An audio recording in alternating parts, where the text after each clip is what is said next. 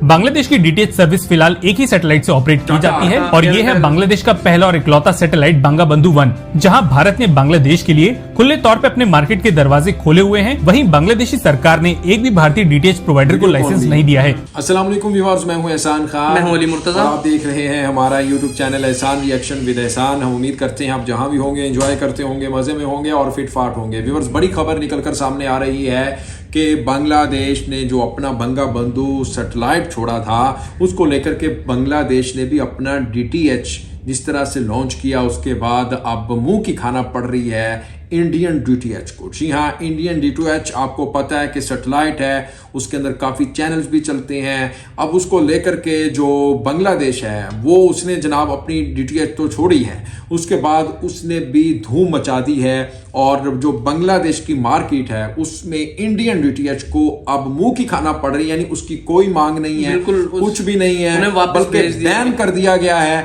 अब बांग्लादेश की जो डीटीएच है आकाश, वो उसने जोर पकड़ा हुआ है, वो छाई हुई है। और यही नहीं बल्कि नेपाल और भूटान भी अब बांग्लादेश की डीटीएच चलाने पर जनाब खुशी का इजहार कर रहे हैं। और उन्होंने ये भी कह दिया है कि जो है आप बांग्लादेश ने जो है नेपाल और भूटान को बोला है कि आप वो भी पहले इंडिया की डीटीएच जो है यूज करते थे। उन्होंने कहा कि आपको हम जो सर्विस प्रोवाइड करेंगे वो जो बंगाबंधु 1 सैटेलाइट हमने छोड़ा है और बंगाबंधु 2 भी सैटेलाइट जो है उन्होंने बांग्लादेश ने लॉन्च कर दिया हुआ है। उन्होंने कहा कि हम आपको सर्विसेज प्रोवाइड करेंगे, तो आप जो है इंडिया का जो डीटीएच है उसे वो आप बैन कर दें अपनी कंट्री में। और दूसरी तरफ इंडिया को देखें, इंडियन मीडिया को देखें। इंडियन मीडिया जो है वो इसके ऊपर बात कर रहा है, वो कह रहा है कि बांग्लादेश के लिए इंडिया ने अपने सारे दरवाजे खोले हुए हैं, यहाँ पे कारोबार करने दे रहा है, हर बिजनेस करने दे रहा है बांग्लादेश को इंडिया। लेकिन बांग्लादेश जो है वो इंडिया को हर काम में पीछे छोड़ रहा है। बांग्लादेश जो है इंडिया के साथ मिलकर कोई भी काम नहीं कर रहा। बांग्लादेश में कोई भी इंडिया को काम नहीं करने दिया जा रहा सही से। तो ये देखें ना, बांग्लादेश के पास अगर अपनी चीज मौजूद है, अपना डीटीएच मौजूद है, अपना बंगाबंधु 1 बंगाबंधु 2 सैटेलाइट मौजूद है, तो वो क्यों सर्विसेज लेंगे इंडिया से?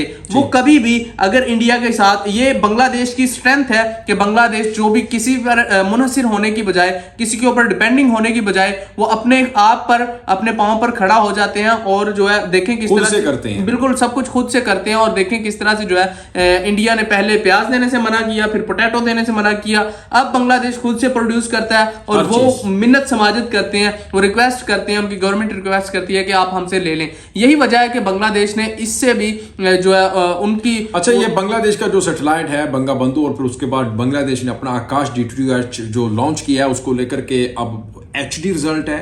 अच्छा, मतलब उसके ऊपर चैनल्स आ रहे हैं, चैनल्स बहुत अच्छे, और दुनिया देख भी रही है। पहले इंडियंस का इस्तेमाल होता था, वो बड़े नखरे करते थे और कभी वो सी लाइन यूज की जाती थी, और क्योंकि उनके जो पैकेजेस हैं बड़े हाई होते थे, हाई रेट होते थे। तो फिर अब जनाब बांग्लादेश ने अपनी कॉस्ट भी कम पड़ेगी ना, रेट भी कम पड़ेंगे, खुद से प्रोड्यूस कर रहे हैं। अब जनाब इंडिया की चीखें निकल रही हैं, इंडिया की चीखें मरीख तक चीखें जा रही हैं। खैर, पहले हम वीडियो देखते हैं, फिर उसके ऊपर हम बात करेंगे। बढ़ते हैं वीडियो की तरफ। अगर अभी तक आपने हमारे चैनल को सब्सक्राइब नहीं किया तो जल्दी से कर लें, चुटकी से सब्सक्राइब, और बेल आइकन भी प्रेस कर दें। वीडियो को लाइक भी किया करें और कमेंट सेक्शन में आप अपनी फीडबैक से हमें जरूर आगाह भी किया करें। वीडियो देखते हैं, बांग्लादेश का डीटीएच आकाश देखते हैं किस तरह से दुनिया एंजॉय कर रही है। तो वीडियो की तरफ बढ़ते हैं जी। 3, 2, 1 and Q.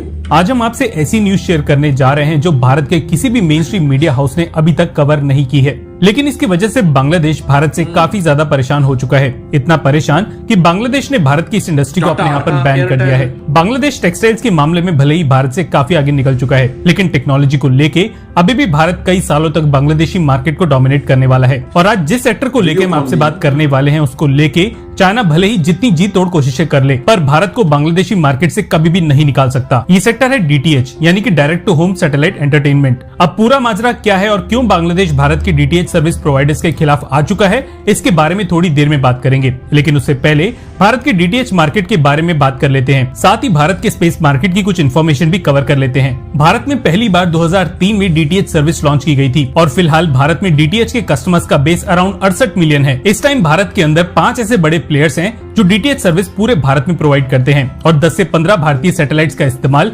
DTH service provide करने के लिए होता है। आपको एक कमाल की बात बताते हैं जिसके बारे में आप में से कोई शायद ही जानता होगा। शुरुआती दौर में डीटीएच सर्विस देने के लिए सिंगापुर, हांगकांग, फ्रांस और मलेशियन सैटेलाइट का इस्तेमाल होता था, था, लेकिन 2012 से इसरो द्वारा मैन्युफैक्चर्ड सैटेलाइट्स का इस्तेमाल डीटीएच की सर्विस देने के लिए होता है। इनफैक्ट इसरो द्वारा मैन्युफैक्चर्ड GSAT-24 का इस्तेमाल आज की डेट में केवल टाटा प्ले ही करती है। आज की डेट में इसरो इस कदर इस टेक्नोलॉजी में महारत हासिल कर चुकी है कि अब इस एंटरटेनमेंट सिस्टम के लिए भारत को किसी भी देश पर निर्भर रहने की जरूरत नहीं पड़ती। हालांकि भारत की डीटीएच कंपनीज की वजह से बांग्लादेश परेशान हो चुका है। आपको बता दें कि भारतीय डीटीएच का नेटवर्क भारत के अलावा बांग्लादेश तक फैला हुआ है और ये बिजनेस इलीगल तरीके से बांग्लादेश में किया जा रहा है। हमारी न्यूज के सबूत मांगने वाले लोगों के लिए डिस्क्रिप्शन में इस न्यूज के आर्टिकल मौजूद हैं। आप चाहें तो इस वीडियो के बाद वहां से भी इस खबर को कंफर्म कर सकते हैं। दरअसल बांग्लादेश में भारतीय एंटरटेनमेंट इंडस्ट्री इस कदर फेमस है कि लोग इलीगल तरीके से और बिना किसी परमिशन के Tata sky, dish TV, Sun Direct और एयरटेल डिजिटल का इस्तेमाल करते हैं। अब क्योंकि ये पूरा सिस्टम सैटेलाइट बेस्ड है, इसलिए इसे इंस्टॉल करने के लिए किसी खास तरीके के इंफ्रास्ट्रक्चर की जरूरत भी नहीं पड़ती।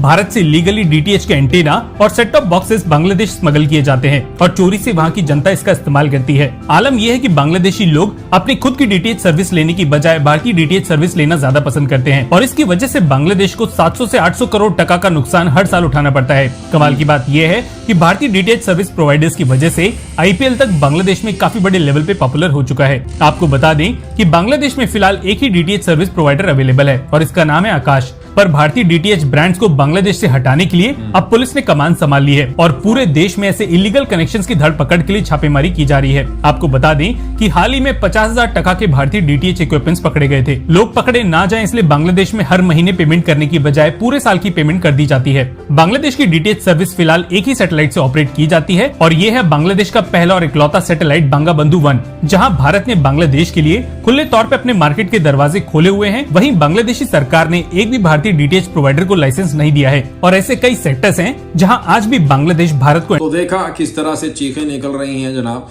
लेकिन अब बांग्लादेश ने भी आकाश डिजिटल टीवी अपना लॉन्च कर दिया है और इस डीटीएच को तो देखने के लिए अब बांग्लादेशी, अब पहले देखे ना वो क्या कर रहे हैं, इलीगल जितनी भी जो इंडियंस हैं वहां पर जनाब, उनकी जो टाटा स्काई है, एयरटेल है, सन डायरेक्ट है, वीडियोकॉन है, रिलायंस है, जितनी भी उनकी वो साइट्स चल रही हैं वो उनको पहले बंद करेंगे। उनके जितने भी इलीगल बॉक्स आए हुए हैं शॉप्स के ऊपर उनको बैन करेंगे, तो फिर जाकर वो अपनी जो फुली लीगली उसको लॉन्च करेंगे। कर भी दी है और यही वजह है कि अब जो इंडिया बड़ा बेचारा यार वो टेंशन में है कि देखिए हम तो लाखों करोड़ों रुपया कमा रहे थे बांग्लादेश की मार्केट से। बिल्कुल, तकरीबन जो है हर साल जो है बांग्लादेश को 700 से 800 करोड़ टका का जो है वो लॉस होता था इसी वजह से, और इतना ज्यादा रेवेन्यू जनरेट कर रहा था बांग्लादेश से इंडिया। और देखें बांग्लादेश जब अपने आप से एक चीज बना रहा है, आईटी सेक्टर में अपने आप को ग्रूम कर रहा है, तो बांग्लादेश को क्या जरूरत पड़ी है कि वो इंडिया का भाई वो डीटीएच यूज करे। वो इंडिया अगर इस बात के ऊपर कह रहा है, तनकीद कर रहा है कि भाई इंडिया के लिए बांग्लादेश ने सारे दरवाजे बंद कर दिए हैं, तो बांग्लादेश के किसी भी डीटीएच को इन्होंने लाइसेंस तक नहीं प्रोवाइड किया। लेकिन बांग्लादेश जब खुद के पांव पर खुद खड़ा हो सकता है तो वो क्यों किसी के ऊपर मुनहसिर होगा, क्यों किसी के ऊपर डिपेंडिंग होगा। वो खुद मुख्तार एक कौम है और खुद मुख्तारी से ही सब कुछ काम करते हैं। तो इसी वजह से वीडियो थी व्यूअर्स, आपको ये कैसी लगी? आप कौन सा डीटीएच देखते हैं, आकाश या फिर टाटा स्काई, एयरटेल, वीडियोकॉन या फिर D2H, कौन सा बताइएगा कमेंट सेक्शन में। इंशाल्लाह नेक्स्ट वीडियो में आपके साथ एक बार फिर मुलाकात होगी, तब तक के लिए अल्लाह हाफिज।